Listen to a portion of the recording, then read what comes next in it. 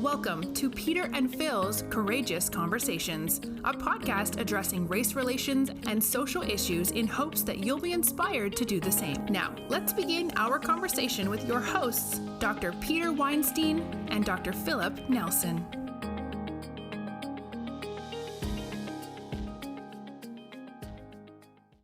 Hey, Dr. Nelson, good to see you again. Good to see you, Dr. Weinstein. How are you? I'm doing well. So why are we here today?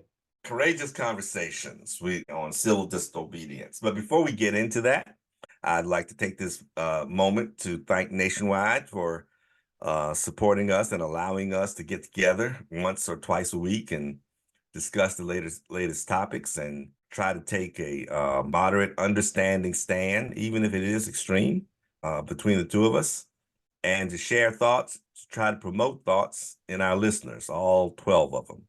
Wow, they're up one since last week. How about that? I appreciate, again, Nationwide and our listeners, and I appreciate my partner here, Dr. Nelson, and Nicole as well, for helping us sound better than we actually look. What do you think about the sit-ins and the demonstrations that are occurring on campus? And when I ask, let me guide your response a little bit. What do you think the role of our camp of higher ed is with regards to civil government? And what do you think about this particular war in Gaza and how our university students are handling it? Well, there were about 6 questions in there. We'll let you talk today. Well, I don't want to put money on that one. So I'm gonna go back, because I was old enough and young enough to remember events like Kent State, and to remember some of the protests against the Vietnam War. Obviously, you remember and know about some of the civil rights demonstrations, and I have no issue having sat in on and been a part of events that were at parks protesting, or even outside just peacefully talking about, showing an opinion on issues that are out there. I think peaceful assembly of people to share a feeling. I mean, it's part of the Bill of Rights, the right to assemble. I think what has escalated to a degree is the peaceful part of it, number one. And number two, the interesting part on the campuses, and we all remember sit-ins during the Vietnam War. They happened at Berkeley, they happened at Columbia, they happened at Cornell, they happened at virtually all the schools, major schools and small schools around the country.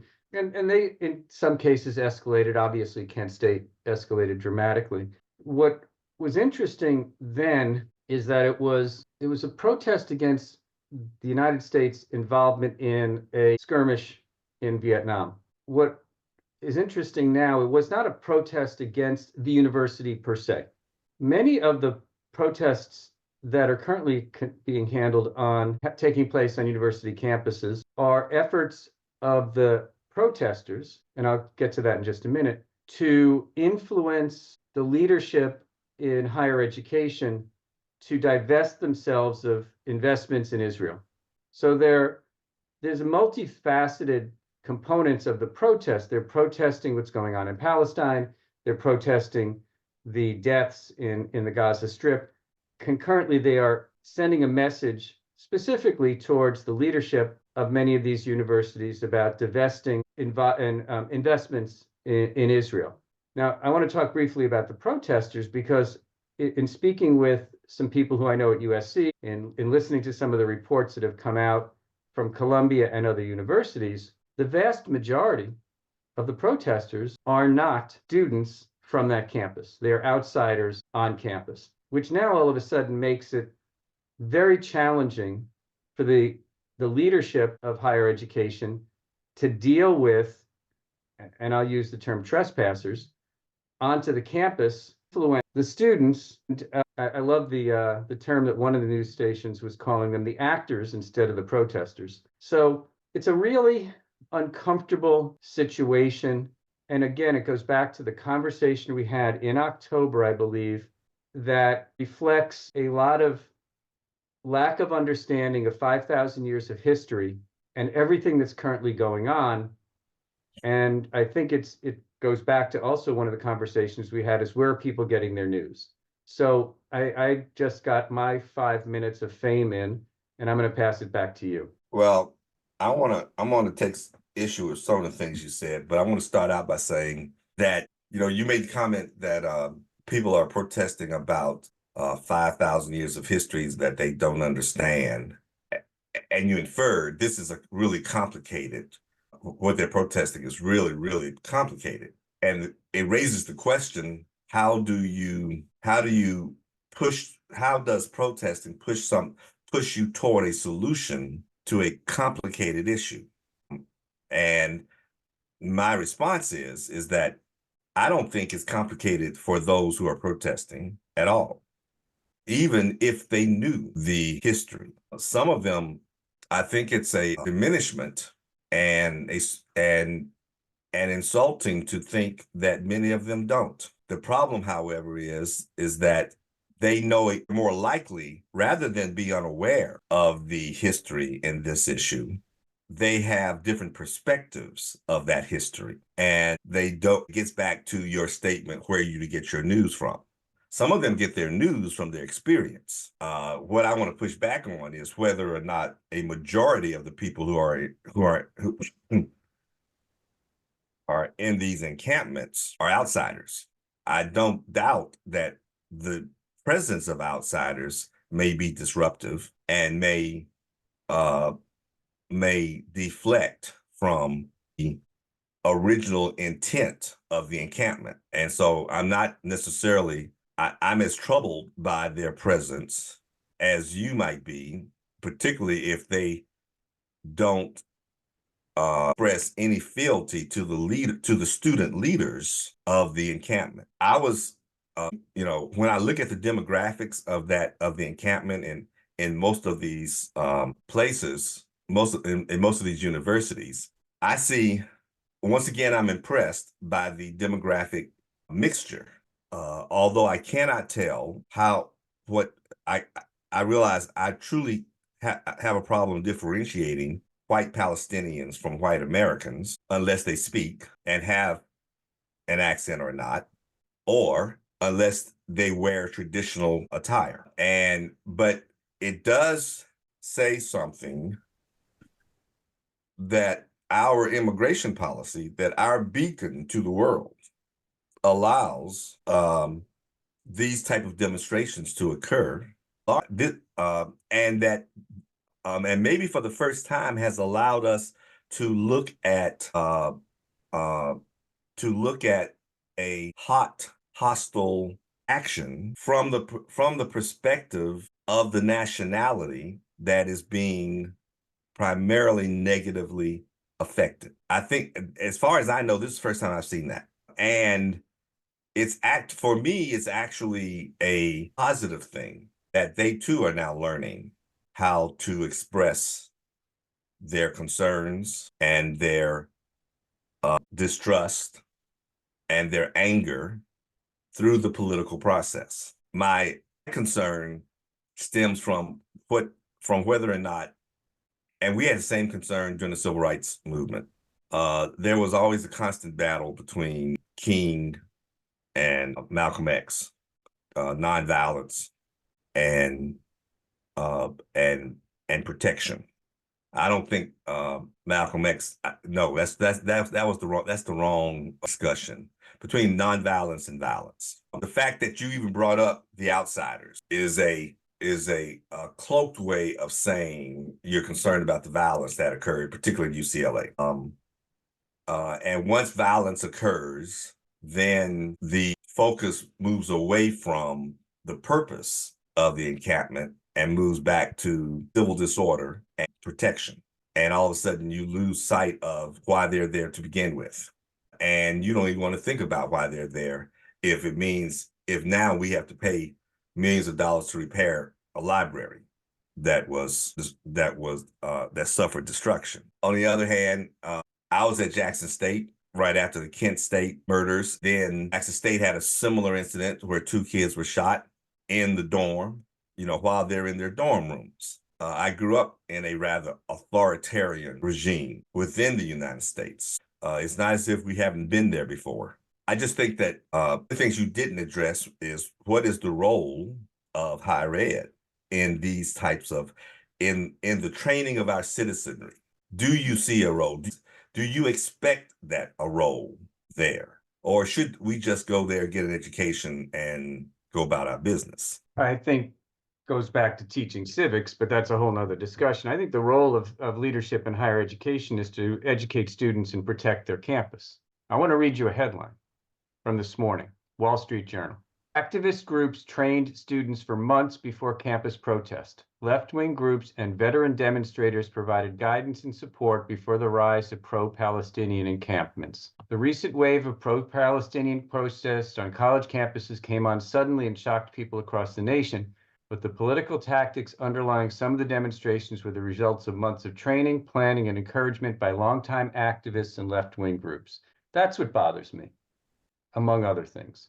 But in answer to your question, I think it's the role of the faculty and leadership to protect the students, educate the students, protect their campus. And part of the problems within many of these campuses are internal, with even faculty members leading some of the protests themselves and being inciters. That bothers you too?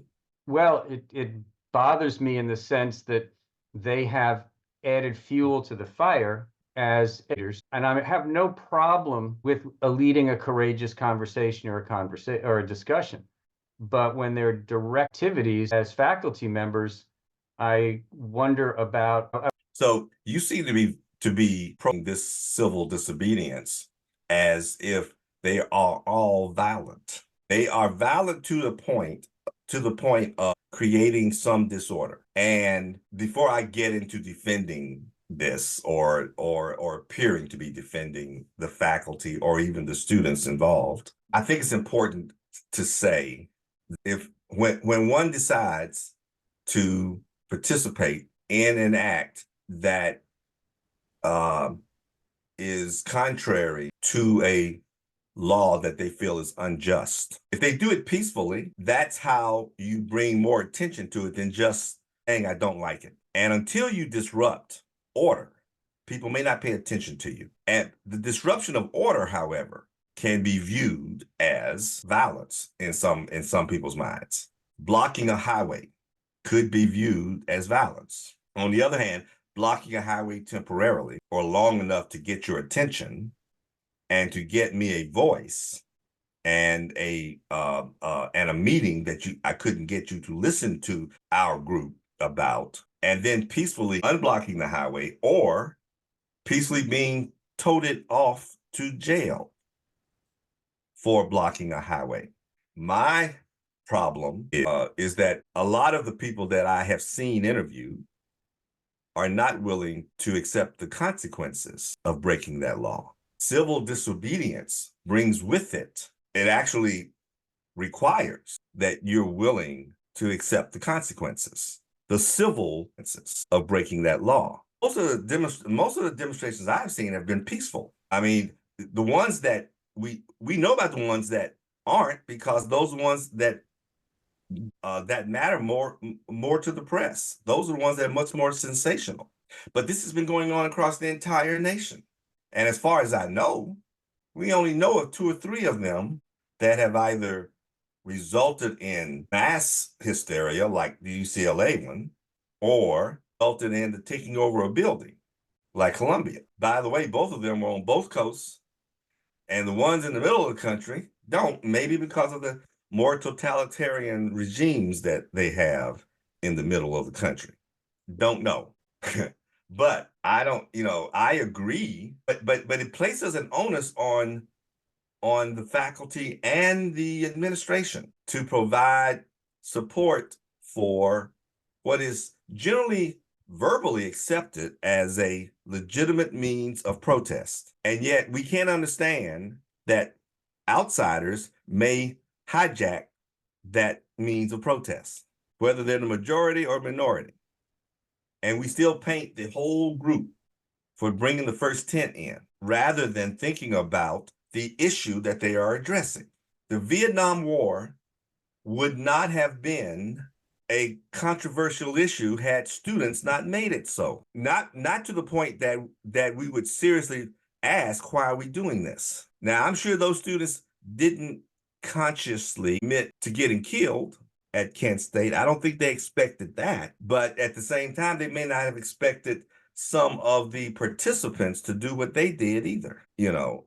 So it is a risky thing to do. And when you get bothered by the training, I think the reason most of these protests are peaceful is because of that training. We went through months of training in SNCC because people do not lie down when they get hit in the head and just cover up naturally. People fight back when they're being threatened. The nonviolent movement of Martin Luther King required restraint so that we did not detract from the purpose. And so we went through vignettes where we were called and slapped in the face and beat on the head, not enough to cause problems, but enough to make you want to swing back. And honestly, in some places, we had to we had to remove the hotheads that we couldn't trust. So it's interesting. You're interpreting the training as encouraging a peaceful response. No, I didn't mean that. I'm encouraging that the training was necessary either way. I'm willing to bet that the training was more about peaceful methods than violent methods. Well, I guess we will find out at some point. I can't open the entire article. I just saw the headline and it got my attention, which of course is what its intent was to do, was to get my attention. Because a headline like that will get people to read it. Yeah. Well, that's fine. It just doesn't tell you what the training was. Well, it might say later, but I couldn't get into the article because I don't have a Wall Street Journal. Yeah. But it is interesting that you took 2 or 3 violent points and it colored your vision of the training. Because, as you have noted, the news takes the violent reports and elaborates them. So they embellish them. Yes, but more importantly, you come away thinking all of them are like this. So if we look at civil disobedience, using the term civil in 2 ways, one is of the citizens and the other is courteous and polite, tent cities on a campus that are non-disruptive, reflecting on a controversial issue, are civil disobedience. How are tent cities on a campus non-disruptive? Good question. You just said if they don't block traffic, if they don't slow things down, if they're in the middle of a grassy area, they are disruptive in terms of, they're non-disruptive in terms of they're not blocking people from walking, they're not blocking people from getting access to campus. It's what goes on. They're going to be disruptive from an eye standpoint of people visualizing it, but are there calling back and forth? Are there threats? Are there verbalizations that are taunting from that standpoint? So when does taunting go from civil to non-civil? I don't know. It's all about response, isn't it? So let me ask you a question. Maybe, yeah. So when does brandishing a weapon at a line of people who are simply taunting go from civil to non-civil? When they pull the trigger or just point at you? Well, is the person holding the weapon a member of the civil leadership, or are they a non-government agent? So that matters to you? It matters to me in the sense that if you have a policing force, and I'm not using police force, I'm using a policing force, they have been empowered to keep the discussion civil. Right. So let's just continue. Let's continue the continuum. Let's say it belongs to the police. Okay. When does pointing that gun at taunting civil disobedient become, what was the word you used? Violent. Well, first of all, and again, I'm not a strong understanding of military or policing, but if there is no violent activity or threats, I don't believe there is a need to show violence or threats in return. So now you made me ask you the question that you started with. Is taunting a violent threat?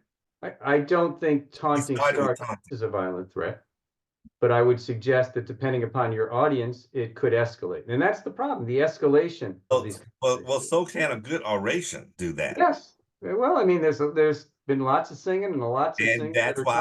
And that's why we had training. Okay. Well, again, the training that you received for SNCC focused on peaceful. And you don't know what the training was in the other. That is correct. I'm going to leave that as a ... because I don't know. It is just the fact that when I was involved with marches and sit-ins, there was no preparation in terms of training. We just all congregated. Well, that is the risk you must take in civil disobedient protests. But you make it sound as if everybody who was in those camps went through the training, whatever it was, good or bad, when it was just the leaders who went through the training. Not everybody in the encampment, and especially not the outsiders, unless the outsiders were some of the leaders. Well, I think we're both sitting here making assumptions because we really don't know about the current information that I shared with you this morning. Yeah, well, actually, I'm not trying to make an assumption. I'm trying to avoid making an assumption by the options, the possibilities. Well, I may have made an assumption and I won't know until I get further information. But I guess I assumed, which is always a bad thing to do. I assumed what I wanted to believe. Or I wouldn't, I think you're better than that, Peter. You assumed what you thought. You assumed something based on what you believed, right? Whether you want to believe that or not, I think you're willing to question it if necessary. So, all of these issues that are going on, the question is, can they actually, and they bring attention to the issue, but what impact are they really having? That's a very good question. And so it's kind of like a lot of times when people see this, they compare it to killing a fly with a hammer. You're never going to hit the fly. So why do it? All you've done is leave a lot of damage, either scared people or a lot of litter in the encampments or whatever.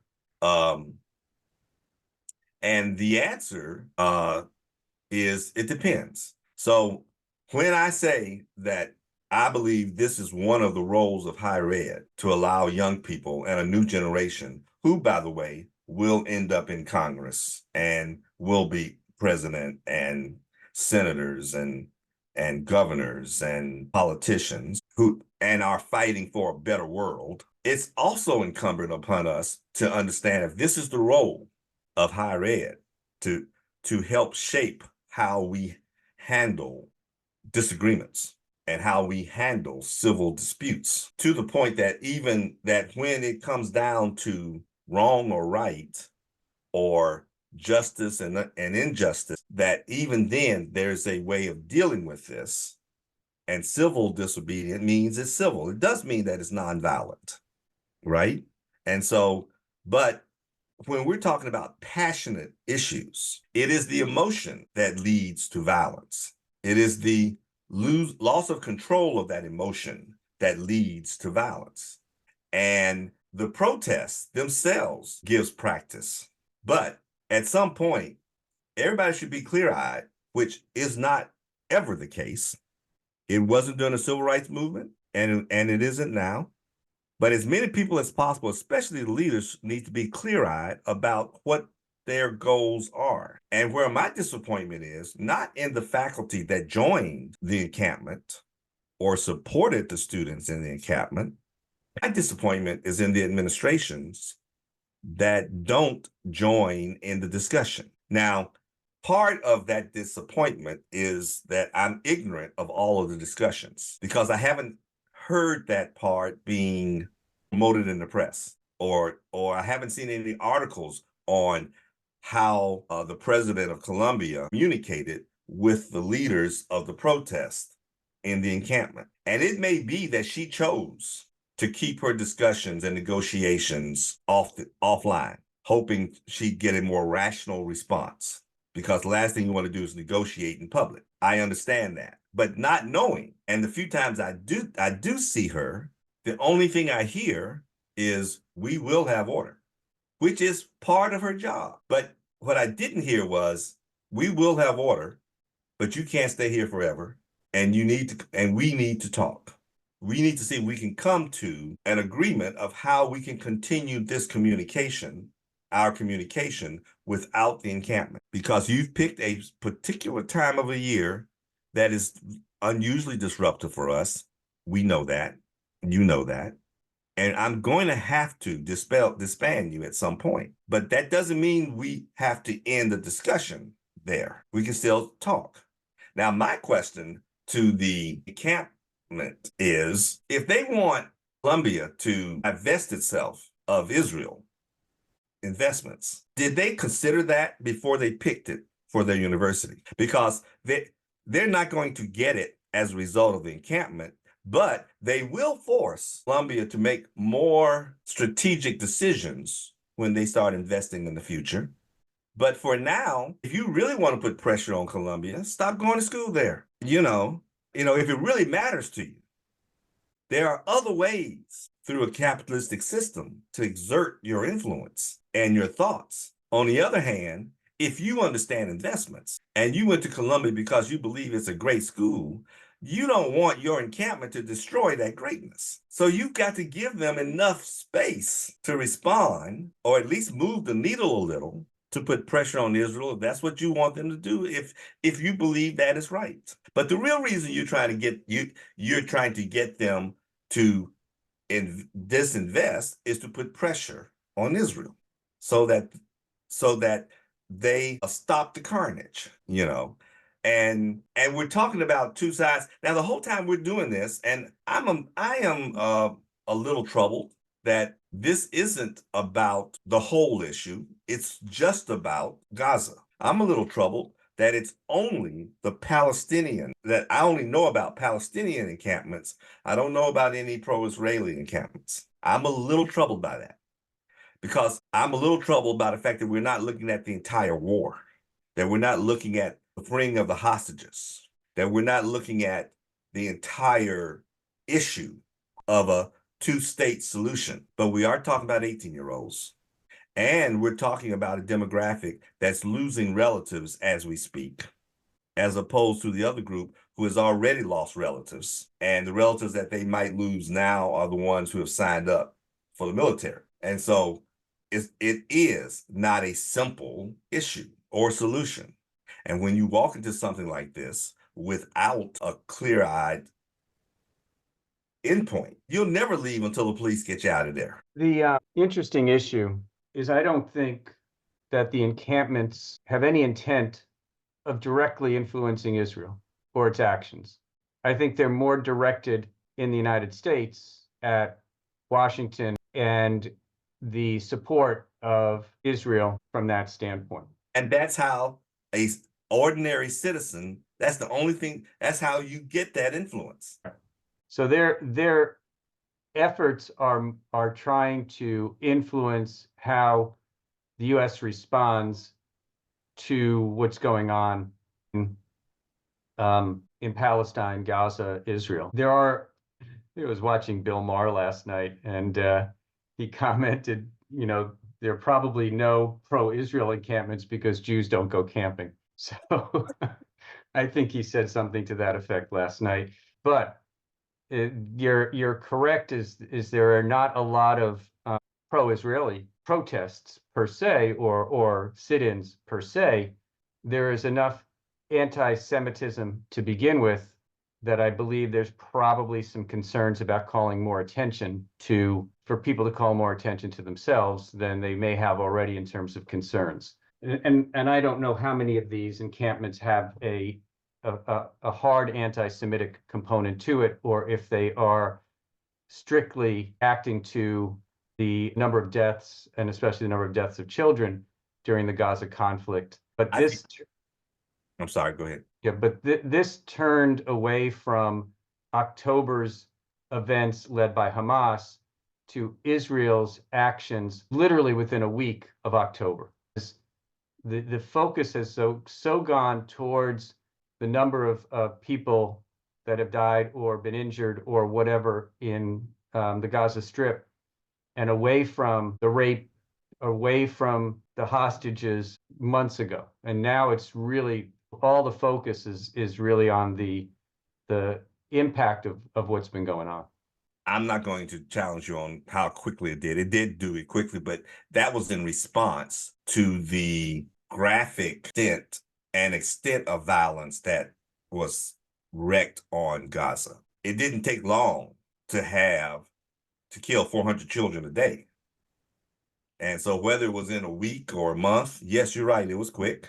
And the fact that it's still going on for months has displaced the imminent concern of the hostages. And it has subdued the initial insults in October.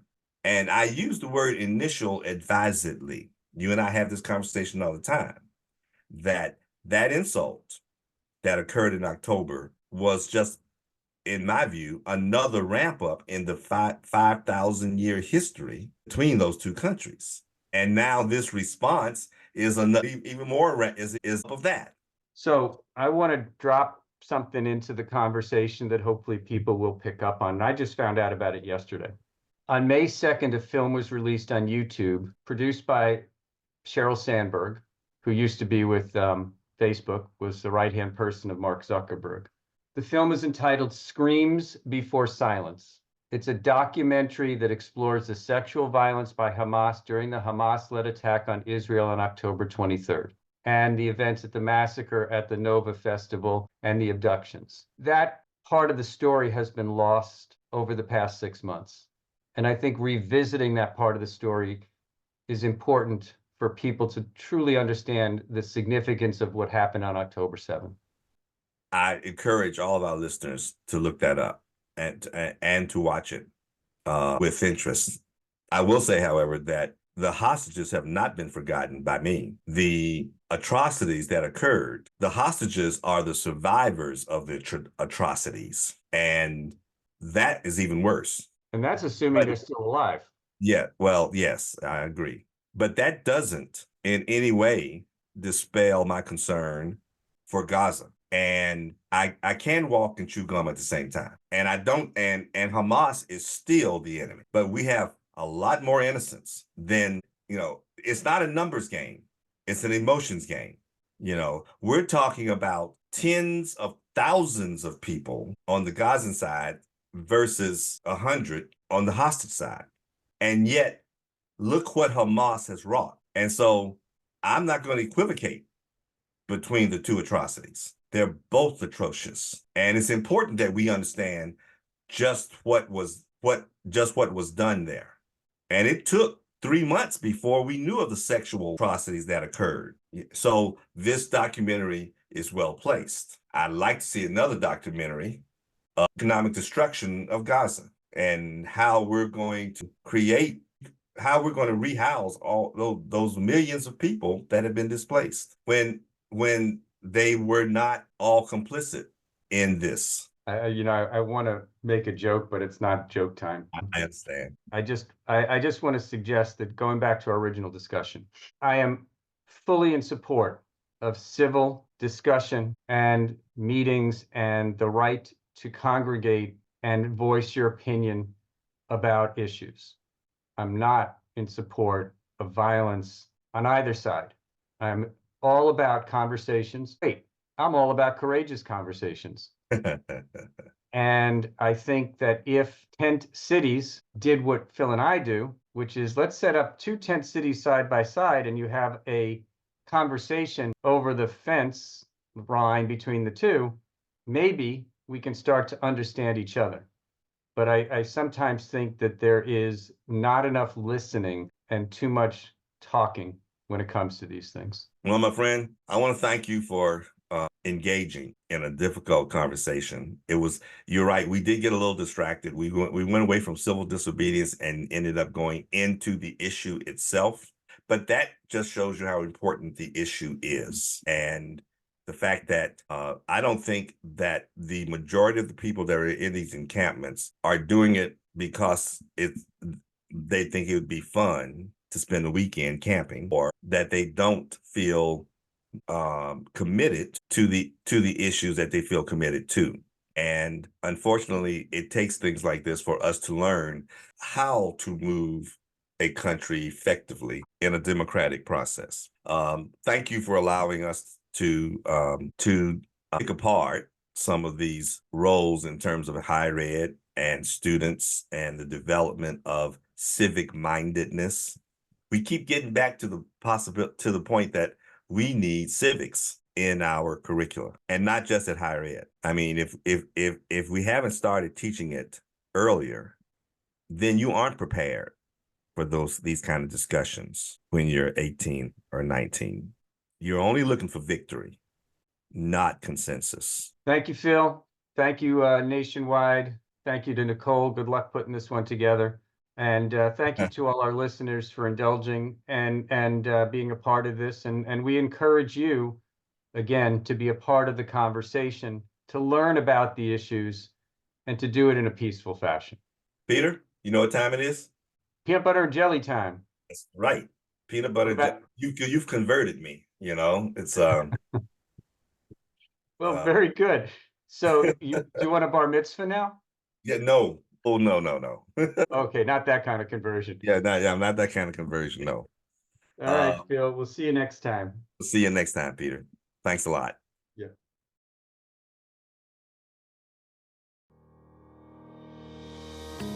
Thank you for joining us for another courageous conversation. Be sure to follow us and check back next week for more.